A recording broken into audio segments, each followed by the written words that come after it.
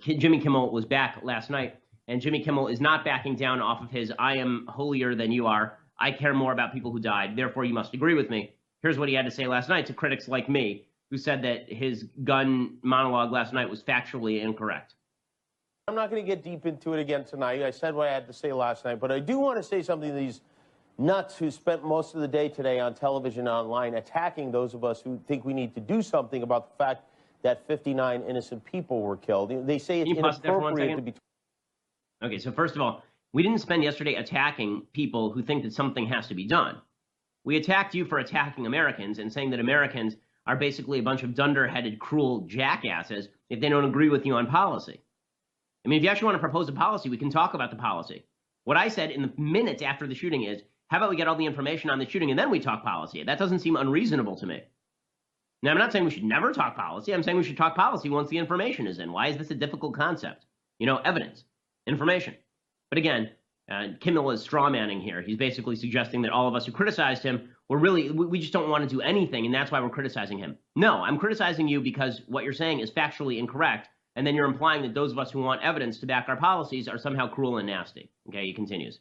Talking about it because it's too soon. Well, maybe it's too soon for you because deep down inside, in your heart, you bear some responsibility for the fact that almost anyone can get any weapon they want. Now you want to cover yourself until the storm of outrage passes. You can go back to your dirty business as usual, but it's not too soon for us because we're Americans, and last time I checked, the First Amendment is at least as important as the Second Amendment. So we really talk about it. Okay.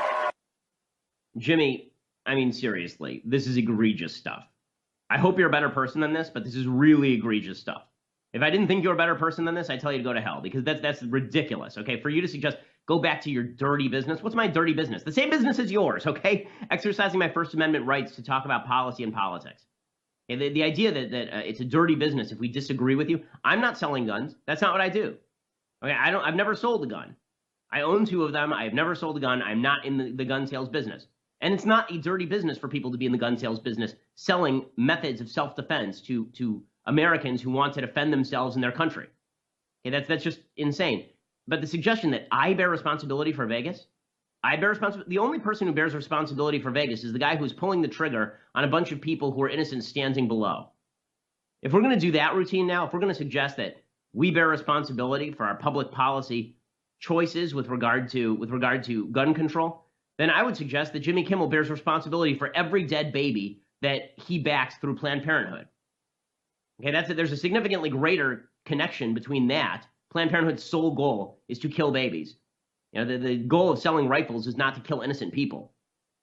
But I don't do that, right? I'm not saying that Jimmy Kimmel is responsible for every dead baby in the country, because that's absurd. Okay, abortionists are responsible for that. I think he's wrong on policy. I think he's probably good-hearted.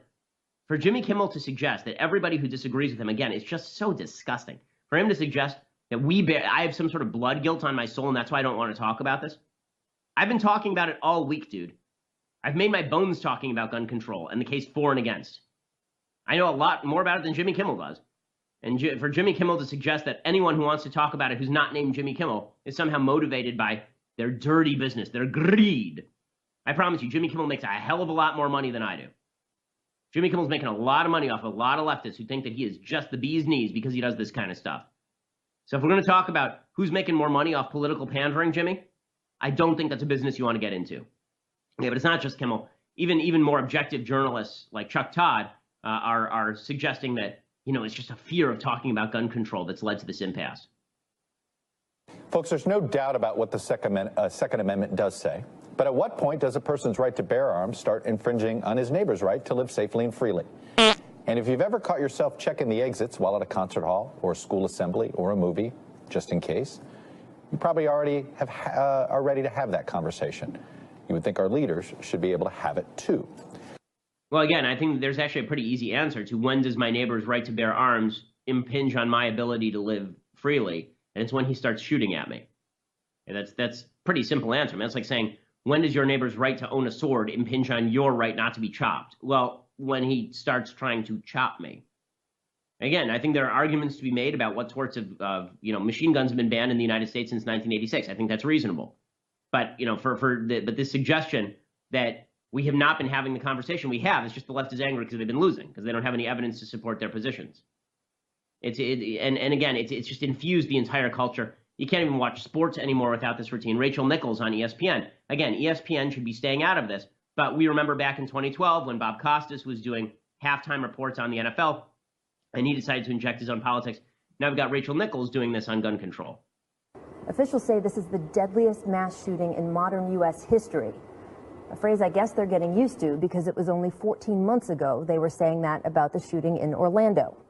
The Orlando shooting claimed more lives than Virginia Tech. Now this one claims more lives than what happened in Orlando. I don't know how we're going to solve the debate about guns in this country. I just know that while we're all arguing, the body counts keep going up, and more so we have to families stop are arguing, you suffering. see. You know, we have to stop arguing is what she's saying. And the only way to stop arguing is for us to agree with her. I do love that the talking points for Chuck Todd and Rachel Nichols are nearly identical with regard to these mass shootings. As I said yesterday, using mass shootings as your gauge of gun control policy is actually a foolish idea because they are not representative of the broader whole. I'm not the only one saying that. 538 says that, okay? Nate Silver's site says that. Nate Silver is no right-winger on guns. And then, of course, you have the greatest of all political commentators of the left, Keith Olbermann. So he attacked me on Twitter this morning. I had said yesterday who made Jimmy Kimmel the moral arbiter. And Keith Olbermann tweeted, because whores like real Donald Trump, the GOP, and Ben Shapiro have sold their souls to the NRA and the death cult. Any other questions, kid? So a few things. Number one, is the suggestion that every single person in the United States who owns a gun and believes in gun rights is part of a death cult? Because I think that, again, death cults could be more properly attributed to people who think that Planned Parenthood is doing wonderful work in killing babies. But I actually did have some questions for Keith Olbermann that I tweeted back at him. Questions like, if you are so good at your job, why have you been fired from your last 3,297 jobs? Also, was it his expertise in shouting things like "En fuego" that gave him the godlike ability to see into other people's souls? Was it that? And also, where did he get his glasses? Because those are actually kind of nice. And then also, is he just okay? Is he okay? Because he doesn't seem okay, Keith Olbermann. But this is the entire moral equation the left wants to set up, and I just find it despicable. I find it gross. Okay. Welcome back. One final point before we go tonight. If Jimmy Kimmel thinks he can win for gun control by using tears, we should ask him why he conveniently forgot during his tearful broadcast to mention the bulked up security guards he recently stationed at all the doors of his studio. I wonder if those guards are armed. That's right, because celebrities and loser politicians like Hillary Clinton think it's okay to take guns away from us, to blame the firearm instead of the murderer, while they sit in their comfy, cushy nest of elitism, surrounded and protected by men with guns. And they call that common sense. I don't know about you, but I have a few questions for the people who want to rush in and grab my guns, the people who claim gun control will stop mass murder. Question number one. Did the background checks stop Stephen Paddock from murdering 59 people in Las Vegas? No, they didn't. Question number two. Would increased background checks have stopped him? Probably not. Paddock had no criminal record and no mental health diagnosis that we're aware of. Question number three. If making guns illegal stops mass murder, how come evil terrorists in Manchester, England were able to kill 23 people at the Ariana Grande concert without a gun? Question number four. If the weapon is to blame for the crime instead of the criminal who commits the crime, where's the call to ban trucks? 84 people were murdered in Nice, France just last year by a terrorist who used a truck as his weapon. Question number five. I wish this one could go without saying, but the ignorance coming from the left seems to make it necessary to ask the obvious. Are you aware that fully automatic weapons are already illegal? Question number six. Doesn't this just prove our point that bad guys who do bad things will find a way, even if it's illegal? Question number seven. If the government prohibits citizens from owning certain types of weapons, would you liberals really want to live in an America where only Donald Trump is allowed to have firearms and you're not?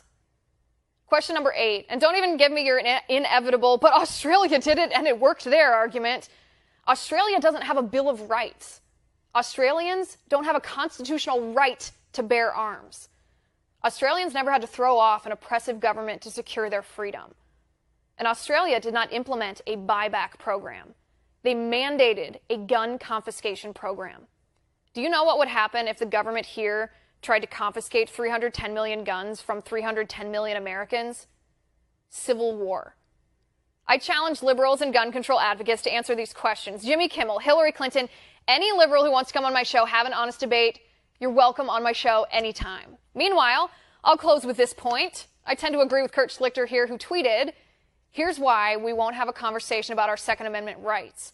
Because our Second Amendment rights are rights. There's nothing to talk about.